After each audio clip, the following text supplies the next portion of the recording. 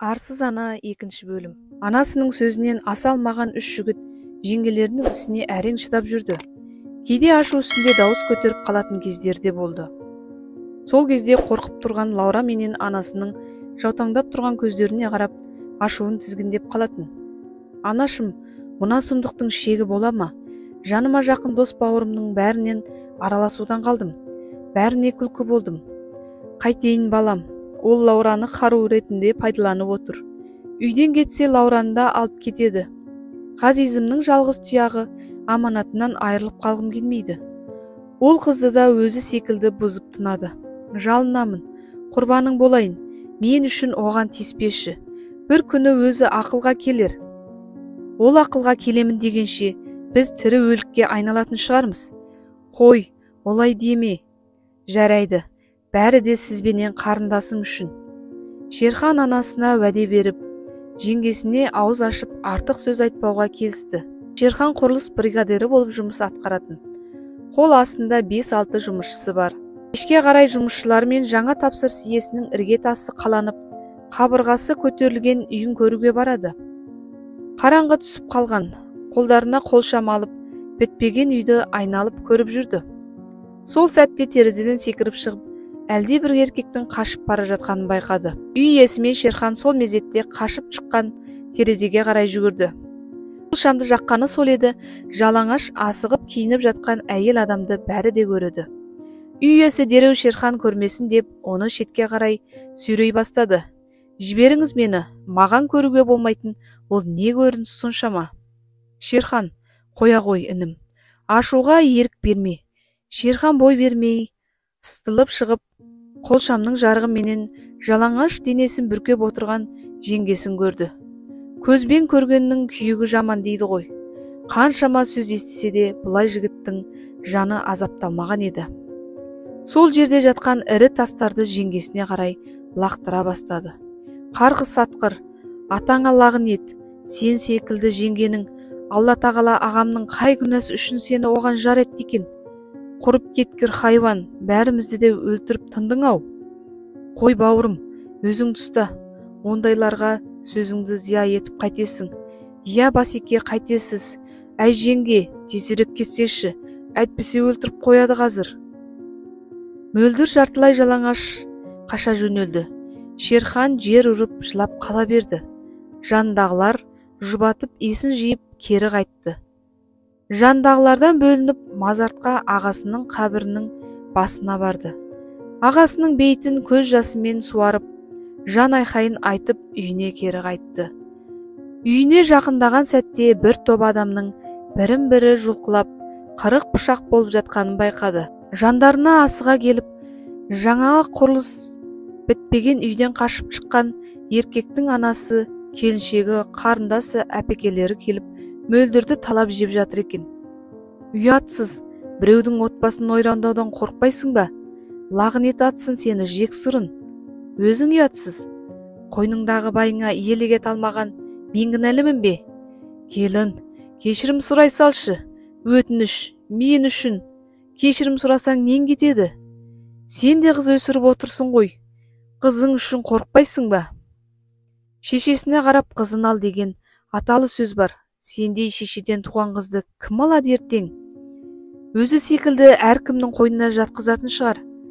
Шерхан Лаураға сөз тигізіп жатқанын, айқай шудан анасының қиналып, көз жасын төгіп тұрғанын көріп, шыдап тұра алмады. Болды, жетер, дереу кетіңдер, кәне, кетіңдер үйімнен. Әйтпесе әйел екен демеймін, күш көрсетуге мәжбүр етпеңдер. Шерхан балам, сені үнемі мақтап нағыз ер азамат деп жүрсем, үйіңдегі бір қаншық итке иелік ете алмаған қалай? Мына ауылда айрандай үйіп отырған отбасының бәрін ойрандап бітті ғой. Егер бір әрекет қолданбасаңдар, сендерді мына ауылдан көшіріп жібереміз. Жабыла жүріп, ескертіп айтып жатырмын. Кәне, кетіңдер. Егер осыдан сені күйеуімнің жанымнан көрсем, тірідей өртеп жіберемін. Қолыңнан келсе қолшыңнан бас. Жеңге жап аузыңды. Жаппаймын. Мен сұлу болғаным үшін кінәлімін бе? Өзің ұсқынсыз лас, салақ болып түтін сасып жүрсің. Күйеуің өзгеге қарамағанда қайтеді? Ұятсыз, айтып тұрғанын қарашы мынаның. Әйелдер бір-бірін түртіп жей бастады. Шерхан әрең ажыратып жеңгесін үйіне күштеп кіргізіп, өзгелерін келген жағына қайтарып жіберді. Ашудан жарылардай болып тұрған Шерхан жеңгесін айқайлап сыртқа шақырды. Ей қатын, сені жеңге деп атауға арланамын, шық мұнда. Балам, ашуыңды бас, ақмақтық жасама, сен маған ант еткесің. Егер көзімнің қарашығы Лауратайымнан көз жазып қалсам, сені кешірмеймін. Жетер енді, одан да мені өлтіре салыңыз, ант уәдеге түкіргенім бар. Балам, құлының болайын, олай жасама. Шығасың ба жоқ па, өзім барып қазір аямаймын. Мөлдір қайын інісінен қорқып, бөлмесін іштен кілттеп, бір бұрышта бүрісіп отырды. Бойын билеген ашуының кесірінен ақыл есінен айырылған Шерхан жеңгесінің бөлмесінің есігін бұзып кірді де, иттей шашынан сүйреп, белдігімен сабап, өлтіретін жағдайға дейін жеткізіп, көлігінің ішіне лақтырып жіберді. Бұл көріністі кішкентай қыз Лаура есіктің тесігінен сығалап, тамашалап, көз жасын көлетіп тұрды. Анасының есінен танып құлағанына да қарамай, Мөлдірді өз әке-шешесінің есігінің алдына апарып тастап кетті. Үйіне қайтар жолда елсіз аймаққа тоқтап, бар даусыменен ақырып айқайлап, жылап, жер теуіп алды.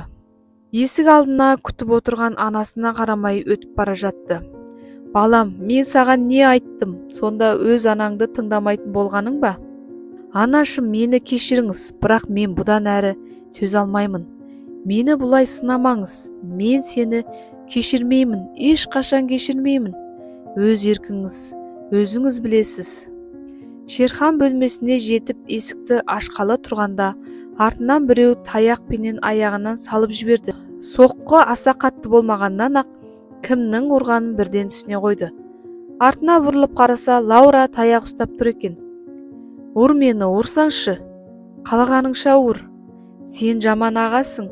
Менің анам қайда? Оны неге ұрасың? Құршағым, сен әлі кішкентайсың. Сен қазір түсіне алмайсың. Ертең есейген соң түсінесің мені. Анамды үйге қайтар. Оны қайда тастап келдің?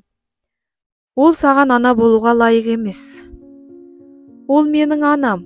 Кел маған, келші құлыншағым. Сені көргімде келмейді. Маған анам керек. Мені оған алып бар. Алып бар деймін. Лаура кіп кішкентай жұдықтарымен ағасының кеудесінен дүрсілдете ұра берді. Шерхан қарындасын бауырына басып жұбатқысы келгенменен, Лаура оның кеудесінен итеріп, әжесіне қарай қаша жөнелді. Әже, ағама айтшы, анамды үйге қайтарсын.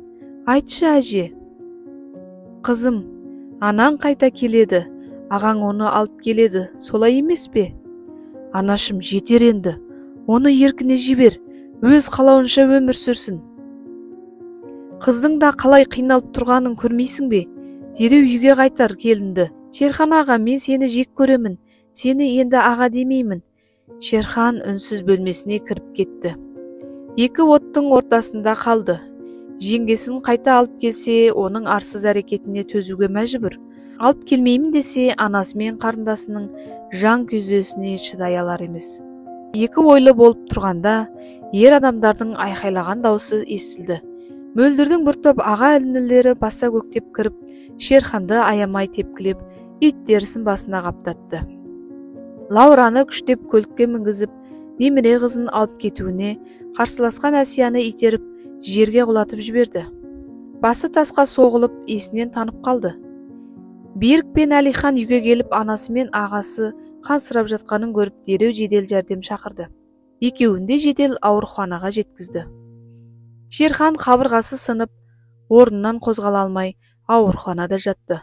Есін жинаған кезде ең алдымен туыстарын емес, полиция қызметкерлерін көрді. Сәлеметсіз бе? Шерхан Амангелді ұлы боласыз ба? Я, мен, бірақ ешкімге арызданбаймын.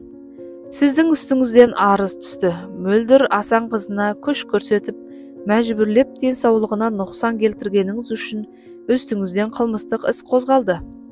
Не айтып тұрсыздар? Оның лас, арсыз әрекетіне үнсіз төзуім керек пе? Марқұн ағамның әйелі бола тұра, ағамның атын ластап, әр еркектің астына жатқанына көз жұма қарауым керек пе? Отбасылық кекілжіңге біз араласа алмаймыз. Ал менің мына күйімде не айтасыздар? Менің де денсаулығыма зиян келді. Менің онда шаруам жоқ, мен тек өз жұмысымды атқарып жатырмын. Сіз уақытша тергеу изоляторына қамауға алынасыз. Жеңгеңіз арызын 3 күн ішінде қайтарып алмаса, іс сотқа өтеді. Шерхан ауруханада, одан кейін тергеу изоляторында қамауға отырды. Қамауда отырғанда анасыз кездесуге келді. Балам, мен саған сол кезде қой дедім ғой. Неге бұлай жасадың? Мен ешбір ісіме өкінбеймін. Оған бұл да аз. Оның ағаларының таныс тамырлары көп екенін білесің. Олар сенің түбіңе жетеді. Қырсыға бергеніңді қой. Мөлдір келін денсаулығын қалпына келтіру үшін өтемақы сұрап отыр. Сұрағанын берсек, арызын қайтарып алар. Не, есіңіз дұрыс па? Оған бір тиын да бермеңіз. Ал менің намысым, сіздің көз жасыңызды өтемақысын кім өтейді? Балам, ағаңнан айырылғаным аз ба? Енді сенен де айырылып қалғым келмейді. Дүние болса бітер. Бәрі менің кінәм. Мен сенен кешірім сұраймын. Қымбатты менің оқырманым, біздің видеомыз ұнаса, каналға жазылып, лайк басып, қоңыраушаны баса кетіңіз. Сіздің болмашы ғана әрекетіңіз біз үшін үлкен қолдау.